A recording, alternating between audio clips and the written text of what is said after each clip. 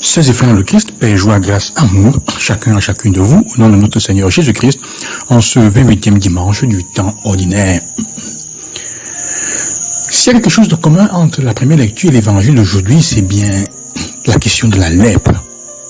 Cette maladie qui te ronge le corps, cette maladie qui est commune à Naaman de Syrien, grand général de l'armée syrienne, qui est renvoyé au prophète Élisée pour être guéri en Israël.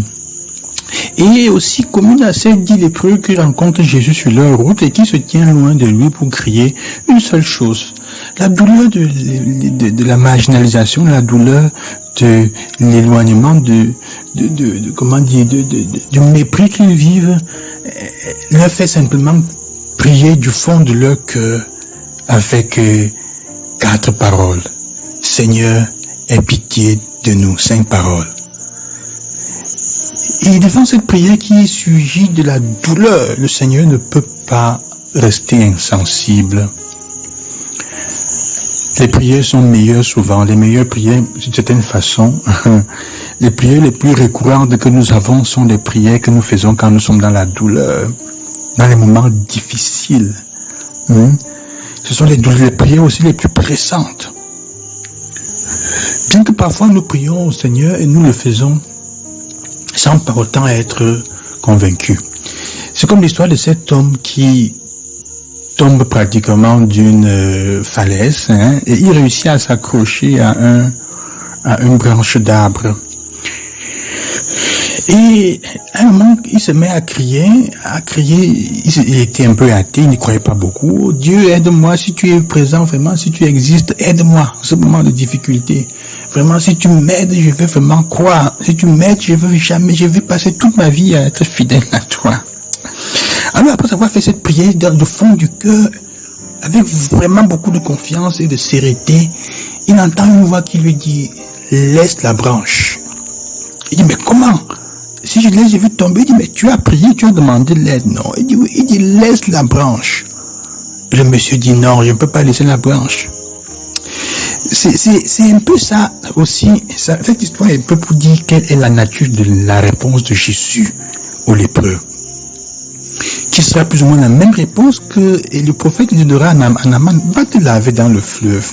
Et il va répondre, mais attends, j'ai fait tout ce parcours pour venir me laver dans le Jourdain avec tous les fleuves que nous avons en Syrie, le tigre qui existe encore aujourd'hui, et tout ça, le tigre, et tu me demandes de venir jusqu'ici. Il dit, bon, ça va. Une petite chose, c'était son effort. Alors l'effort des lépreux, Jésus leur dit, allez vous montrer au prêtre. Il dit, allez déjà vous faire voir par ceux qui sont censés décider ou plus confirmer votre guérison. Il ne les touche pas, il leur demande un acte de foi. Laissez la branche à laquelle vous êtes accroché et mettez-vous en chemin. Le premier aspect que nous pouvons noter dans cette situation est que Jésus nous dit que toute guérison que nous demandons est avant tout un cheminement, frères et sœurs. Aucune guérison ne s'obtient sans que nous ne fassions un cheminement. Et parfois ça prend du temps. Quand nous sommes pressés, quand tu as le palu, il faut bien que tu prennes des perfusions, que tu restes couché pendant un nombre de temps à l'hôpital. Plus encore quand il y a des guérisons spirituelles à faire et même physiques que le Seigneur demande au Seigneur, cela demande un cheminement. Un cheminement qui demande ta propre conversion et ton propre effort. Que tu acceptes.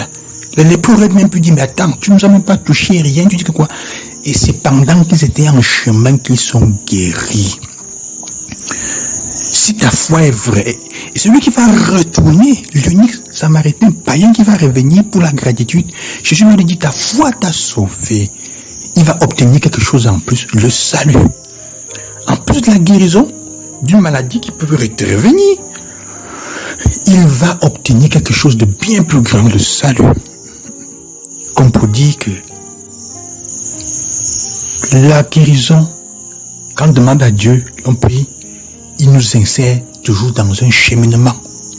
Si tu te fatigues avant le temps, ou si tu n'y crois pas, c'est pendant qu'on est en route qu'on guérit. Et on ne peut se mettre en route sérieusement que si on a la pleine foi que la parole qui a été prononcée par le Seigneur est une parole effective qui a effet. Mais il faut notre effort. Il faut que Naaman fasse le pas de croire que quand il va entrer dans l'eau, le Seigneur seul sait comment il va le guérir. Il faut que nous soyons confiants que chaque matin, quand nous demandons quelque chose au Seigneur, la prière et la confiance que nous faisons en récitant notre chapelet, en disant un autre Père, en nous mettant en adoration devant le Seigneur, en pleurant devant lui, en faisant cet effort de faire le bien, de changer notre cœur et d'aider les autres, que le Seigneur va se servir. La guérison va venir pendant ce cheminement.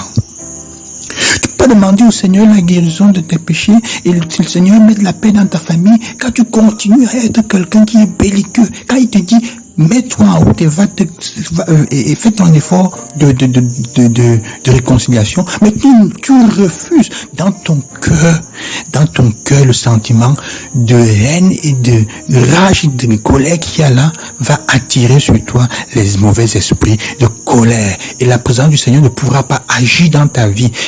Chemin faisant, il ne pourra pas guérir. Parce que tu es l'artisan de ta propre, tu es l'artisan de l'opposant de ta propre guérison.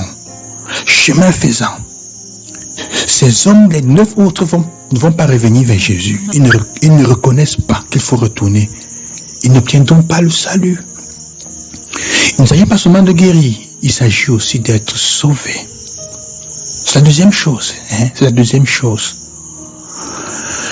Je voulais quand même attirer notre attention aussi sur la question de la lèpre, qui est une maladie qui met de côté, qui écarte. Il y a combien de personnes autour de nous que nous considérons comme lépreux ou lépreuses, simplement parce qu'il ou elle ne nous ressemble pas, n'entre pas dans nos canons de décision, ou alors semble se comporter ou avoir des attitudes, des comportements que nous abhorrons, que nous ne tenons pas en compte, qui ne siedent pas, qui ne scient pas avec notre façon de voir. Peut-être parmi nous aussi, certains d'entre nous sont eux-mêmes considérés comme lépreux là où ils sont. C'est le temps de crier vers le Seigneur, Seigneur, Jésus, aie pitié de moi. Ou d'avoir le courage d'être pour ces lépreux, les personnes qui vont les réintégrer. Sœurs et frères, que le Seigneur vous donne la grâce aujourd'hui. D'abord de regarder dans votre vie, la guérison est un cheminement. Premièrement. La guérison est un cheminement avant tout. C'est se mettre en route pour guérir avec le Seigneur.